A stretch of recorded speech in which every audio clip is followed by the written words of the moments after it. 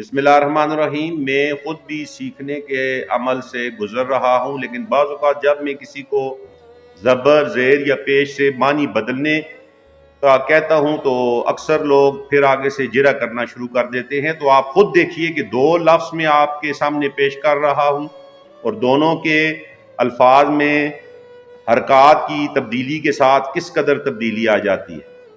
پہلا لفظ ہے شفا، شفائے کامل۔ اللہ پاک آپ کو مجھے شفائے کامل عطا فرمائے، یعنی مکمل صحت عطا فرمائے۔ اور دوسرا ہے شفا، شفا کہتی ہیں کنارے کو، گہری قبر کو اور موت کو۔ تو یہ صرف زبر اور زیر کی وجہ سے کس قدر معنی بدل چکا ہے۔ تو کوشش کریں کہ درست تلفظ کے ساتھ ہی لفظ کو ادا کریں۔ اللہ پاک آپ کا، میرا، ہم سب کا حامی و ناصر ہو۔ وسلام۔